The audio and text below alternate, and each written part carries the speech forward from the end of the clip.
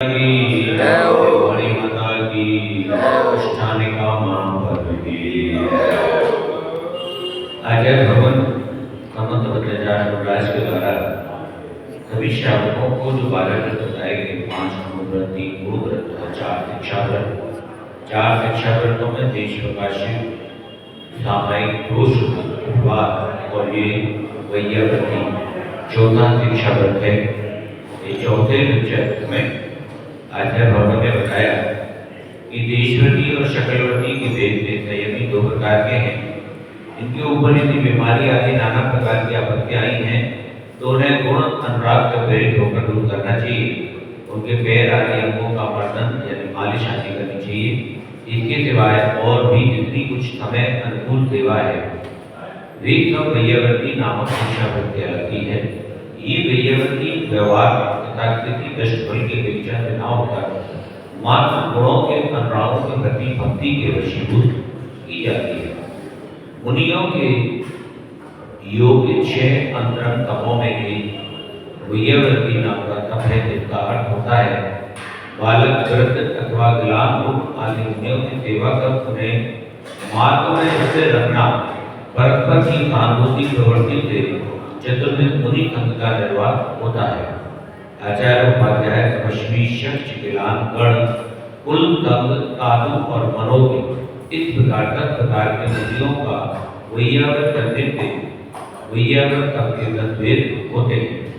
10 प्रकार के साधु बताए गए, उनकी 10 प्रकार के वैयावृत्ति के तप बताए गए हैं। यहाँ पर गृहस्थ मुनि धर्म की शिक्षा लेने के उद्देश्य से शिक्षा व्रतों का पालन करता है, क्योंकि ये जो शिक्षा व्रत है ये मुनि धर्म के लेने से पहले की प्रिपरेशन है, तैयारियां हैं। इसलिए उनके शिक्षा व्रतों में वैयावृत नाम का शिक्षा व्रत रखा गया है। यानी वैयावृत्ति जब ग्रस्त है तो ग्रस्त लोग जो संयमी है, देशव्रती और महाव्रती, ऐसे संयमों की सेवा करना और अपने जब मुनि व्रत धारण करते हैं तो मुनि महाराज भी एक दूसरे की वैयावृत्ति करते हैं, जिसमें कल विष्णु कुमार मुनि का उदाहरण दिया गया था परसों। तो इस प्रकार ऐसा नहीं है कि केवल श्रावक की वैयावृत्ति करते हैं, बल्कि मुनि महाराज आदि एक दूसरे की सहायता करते हैं, वैयावृत्ति करते हैं। क्योंकि संघ में बड़ा संघ होता है तो कोई ना कोई परेशानी आती रहती है। इस वैयावृत्ति शिक्षा व्रत में सभी कामों का समावेश होता है। वैयावृत्ति करते समय किसी प्रकार की गिलानी या मान अपमान का भाव नहीं रखना चाहिए। आहार भी वैयावृत्ति में आता है। बिहार भी बिहार आदि के लिए ले जाना, केवल हाथ पर दबाना वैयावृत्ति नहीं है। जिस संयमी को जिस प्रकार की आवश्यकता है समय के अनुकूल उन्हें उस प्रकार की सेवा करना, उस प्रकार के सहयोग सहायता करना वैयावृत्ति की क्षेत्र में ही आता है। क्योंकि स्वार्थ बुद्धि से किया गया वैयावृत्ति धर्म काम नहीं होता। यदि ये वैयावृत्ति किसी स्वार्थ के वसूल होकर की जाए तो ये धर्म की श्रेणी में नहीं आती।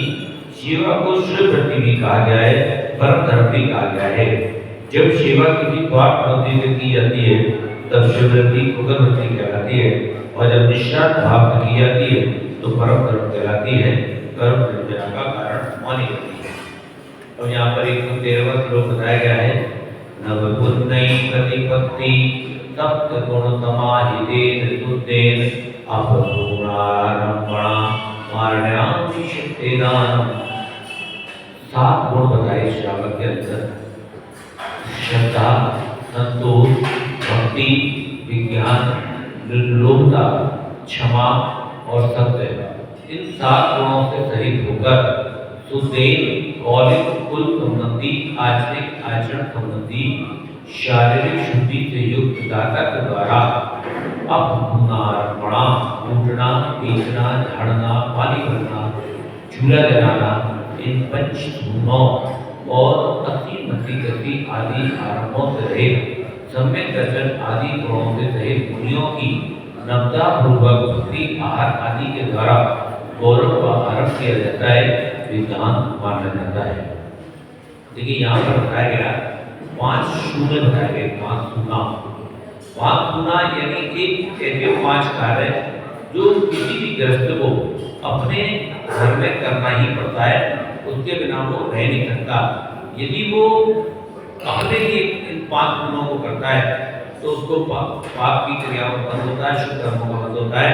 लेकिन यदि अतिथि के विभाग यानी मुनियों की सेवा के लिए अपने यहाँ चौका आदि लगाकर इन कार्यों को करता है तो इन्हीं कार्यक्रमों से शुभ लाभ होता है। कौन कौन से 5 गुना कौन कौन से होते हैं? कूटना, पीसना, झाड़ू आदि लगाना, पानी भरना और चूल्हा जलाना।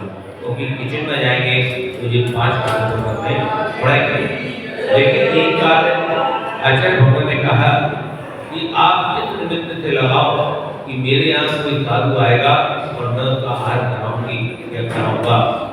इस निमित्त से ये कार्य करना, प्रतिदिन यही सोचना, ऐसे बुद्धि से आहार तैयार करना प्रतिदिन, तो इन कार्यों को करने में कोई भी अशुभ कर्म का बंधन नहीं होता है। अन्यथा स्वयं के लिए किए गए कार्य में भले ही कितनी भी सावधानी पूर्वक किया जाए, लेकिन जो स्थावर जीव है उनका तो हार होता ही है, दस जीवों का भले ही ना हो। अब यहाँ पर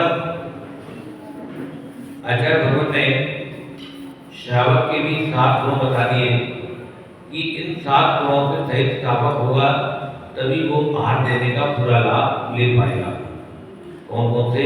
श्रद्धान, उसको देवदास गुरु में सच्चा श्रद्धान होना चाहिए, गुरु के प्रति श्रद्धान होना चाहिए कि देखिए हमारे लिए कितनी गौरव की बात है यदि ऐसे अतिथि या ऐसे साधु हमारे घर में प्रधान हो और प्रधान होकर हमारे घर का आहार हो, हमारे घर का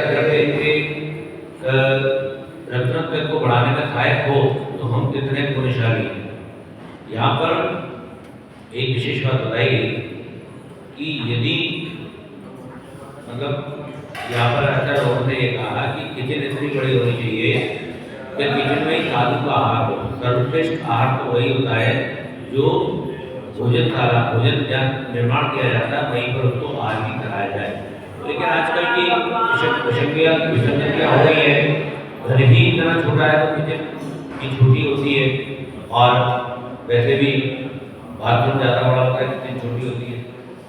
लेकिन समय के अनुकूल ऐसा प्रयास करना चाहिए कि किचन बड़ी से बड़ी बने और वहाँ पर एक स्थान ऐसा भी हो या अगर सिंगल साधु हो तो वहीं खड़ा करके उनको मतलब खड़े होकर वो अपना आहार कर पाए। तो सिस्टम आहार विधि मानी गई है, चौके में ही आहार कराना। पर उसके अंदर पहला को बताया श्रद्धा का और दूसरा संतोष।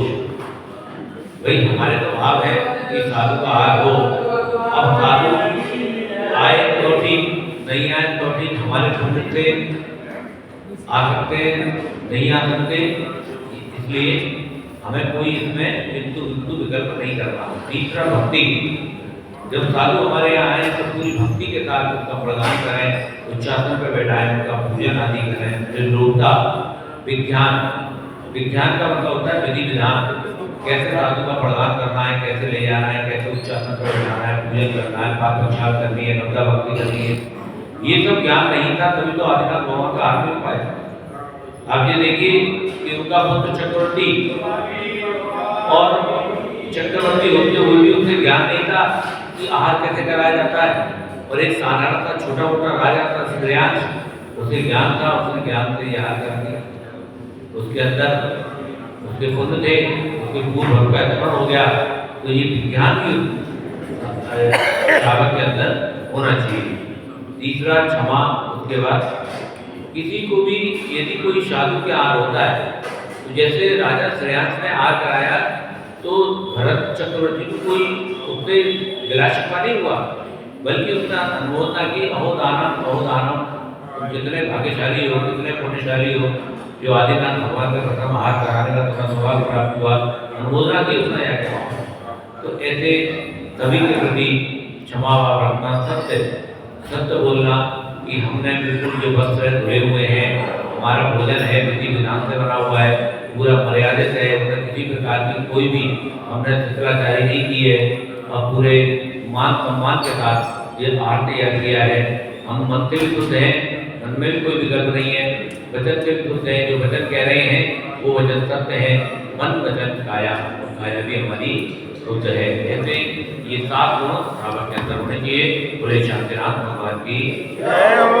या वाणी के ज्ञान में तुझे लोका तो वाणी में सत्य सदा दे तुलो ये जिन वाणी बात की तो फल है जो तेरी प्रेरणा है स्वामी से ये परिवार के वो सेवा करते हैं आदर पालो सदा ये मुझ का फल बोले जिन वाणी माता की जय हो। जय हो।